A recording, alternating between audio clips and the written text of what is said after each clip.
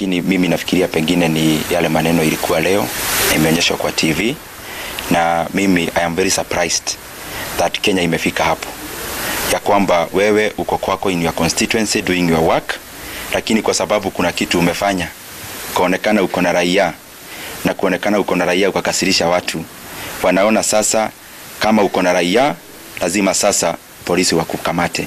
Kwa hivyo mimi I'm just here, na ningetaka kuwaambia kwamba pengine watafute kazi nyingine ya kufanya, kwa sababu kama niko na makosa mimi mniambie nitajipeleka wapi kesho, na naomba pengine mtanipea hiki itinerary hapa siku ya leo, kwa sababu kama kuna watu wanakugoja hapo nje na of course nia yao sio mzuri, of course I cannot take myself there, but I want to say in Kenya we need some tolerance especially kwa siasa, kwa sababu ukiona mtu pengine amekuweza kisiasa, wacha kutumia serikali, muweze tu kisiasa.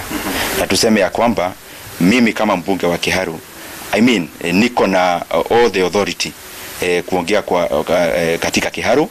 Kama kuna watu ni vizuri naongea kama mbunge huko, na kama nakamatwa kwa kuwa mbunge wa Kiharu leo, just to do what an MP should do, it's very unfortunate. But if you have nothing to fear, mbona usijisalimisha? Mbona usiende usikie wanataka nini, wanakueleza nini? Kama ni kukukamata kupeleke kesho mahakamani, kama hauna lolote la kuhofia. Gashuri, you know, first of all, number one, I have actually seen on your TV kuna Land Rover hapo nje na kuna gari ingine hata sijui ni ya kina nani, na vile unajua siwezi jipeleka hapo, sijui kama ni majabazi wanatumia gari za polisi. I also have a family and a life to protect. Na kama kuna makosa, kuna process unafaa utumie katika nchi ya Kenya. Ningeuliza mimi, I am a very innocent person. Kama kuna kitu nimefanya, nielezwe na unatakikana pahali fulani, I'll be very glad to take myself there. But I cannot take myself into a problem that is waiting for me out there, na nikijua kabisa vita napigwa ni vita ya kisiasa. Kwa sababu unaelewa Kenya kwenye tumefika, the lines are drawn now. Na siku nafikiri imefika hapo kwamba ukionekana uko mlengo huu, so you being mishandled kama a criminal. I've never stolen anyone's anything. I've never committed any criminality ever in my life. Kwa hivyo watu wasifikirie watanitisha, pengine wanaona a young fellow, they see a guy whose parents are not known, maybe a hopeless fellow mwenye hajulikani hii Kenya, mama yake hajulikani, baba yake hajulikani. Kwa hivyo ukienda unaonekana kama unafanya kitu in your constituency ambayo watu wanapenda, then people are very eager to bring you down. I want to tell them ni sawa sawa, mimi naamini Mungu, na kama kuna makosa nimefanya ni Mungu tu anajua, but I know for sure if it is about today, people watched and the jury is out there. Do I hear you say you're not living here at all? Unless you Gashuri, mimi nalala hapa. So kama wanikujia hapa Royal Media asubuhi kwa kiti ikikuwa sana kwa carpet, kwa sababu naelewa hii Kenya. How can I just walk to a problem nikiona watu sijui, and clearly they are waiting for me for something for sure that sio kitu ya kufanya polisi aache kazi nyingine akuje hapa. Okay. I see your lawyer Ali is a Wahome member of parliament for Kandara. What do you think your client is being sought for? Actually, I watched the clip that came from Muranga, and I told Dede, because I saw outside the church there was already a contingent of police, and it is likely that they were even there for bad intentions. You saw that they were even attempting to arrest Mheshimiwa Dede while coming from the church.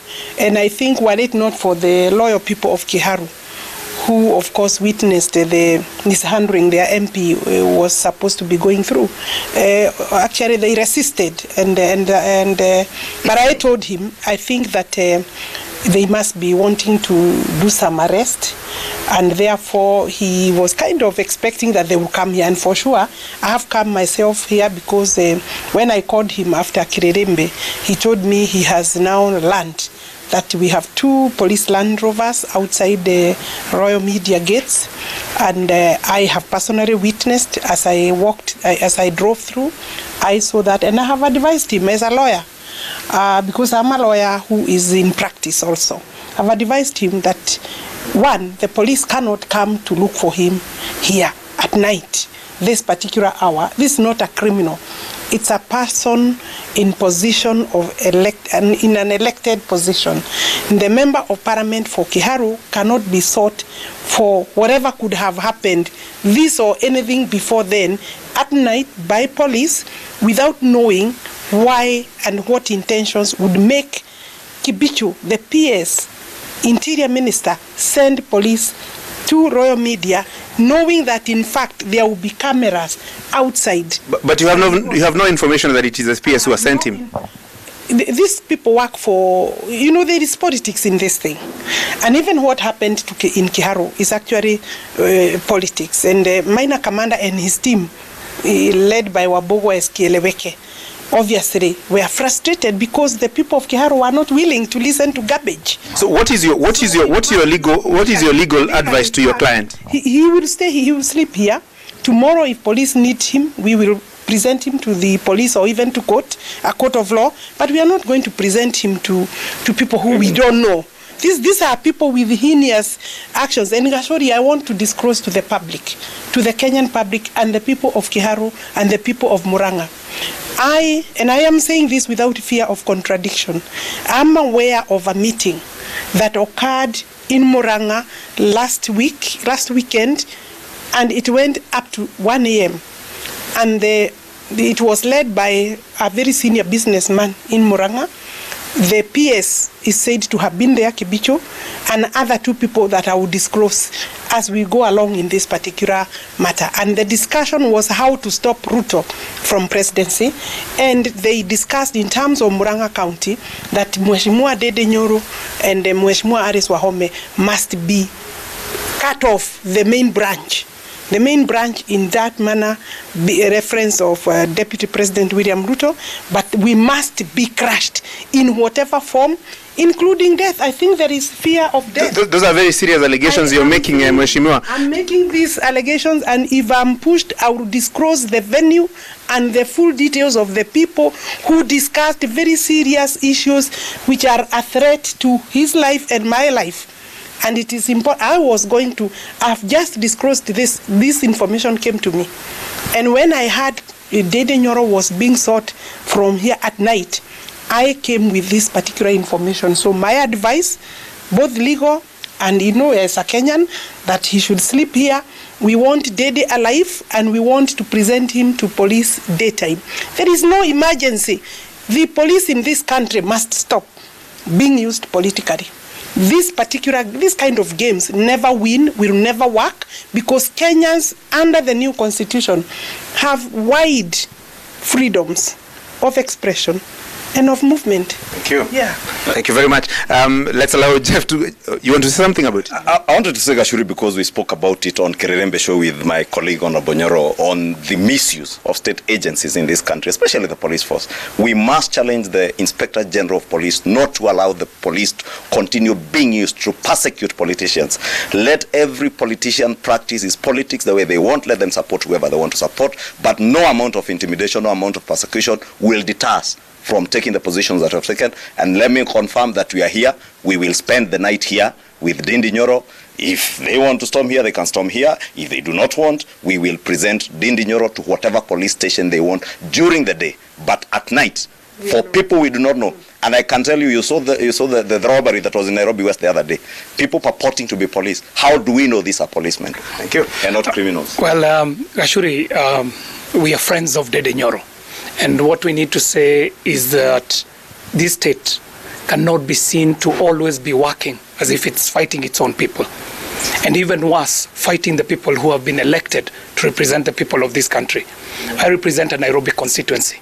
You know what the rates of crime are in Nairobi. So if we have policemen who are being designated to do these kind of jobs at night, while they should be taking care of the security of Kenyans, then we feel that the state is misusing some of these resources. And these resources I'm talking about is police. Now, what is ironic, we have a wildly popular show here at RMS called Kererebe. And I'm a panelist, and today nilikuwa nimeketi kwa bench kama najionea Kererebe, and immediately after we learned that there are people out there waiting to arrest Honorable Ndindi Nyoro for reasons that we do not know. Now, you can never be able to tell whether these are real policemen or whether these are people purporting to be police out to harass. So I think us as friends of Dede, we are going to stand with him in solidarity. Kama ni kulala kwa bench hapa, tutalala kwa bench leo. Lakini ile tunasema ni kwamba serikali hii haiwezi onekana ni kama kila wakati inapigana na wananchi wake. Kulazimisha kila kitu ambacho serikali inajaribu kujifanya inafanya kwa kulazimisha. Kwa nini nyinyi kama marafiki zake msiende mkaongea na wale maafisa wa polisi, find out why they want to arrest him, and if they have genuine reasons to arrest him, then hand him over? We don't know who we are talking to, Gashuri. We do not know who we are dealing with. We do not know if we are dealing with criminals. We do not even know why a matter, if it is a matter that happened in Murang'a, is being prosecuted outside the gate in Nairobi at Royal Media Services. So if it was a matter that was that critical, I think it would have been dealt with in Murang'a. And if Honorable Ndindi Nyoro is being arrested for what happened in Murang'a, I believe there are over 20 MPs who are in that meeting. We want to know whether they are at any other person's gate to be arresting anyone else who was involved in that fracas there. But what I was saying is ironic, is the fact that today, when we were discussing the matter of Murang'a, one member of parliament actually told us, because they'd started, and I've got to say this honestly, that the arrest of Mheshimiwa Ndindi Nyoro was actually premeditated. It was premeditated long before even the issues that happened at the Catholic Church. Because a member of parliament today, when we were talking about what is happening in Murang'a, started sending messages that Ndindi has been arrested.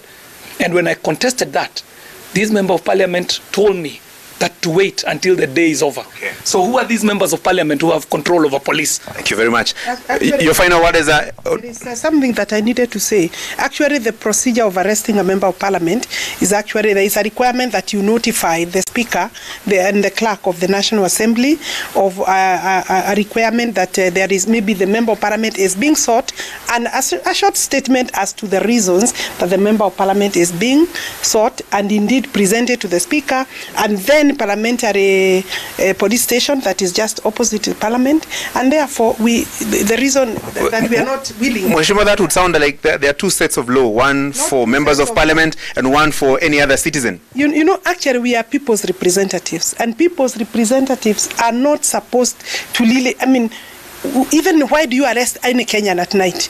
Incidentally, unless it's a very serious crime, then you could arrest at night that you can't arrest in the day. Because remember, the Bill of Rights requires that you should not be detained beyond 24 hours. And be notified. Yeah, and be notified of why you are being arrested. And therefore, this issue...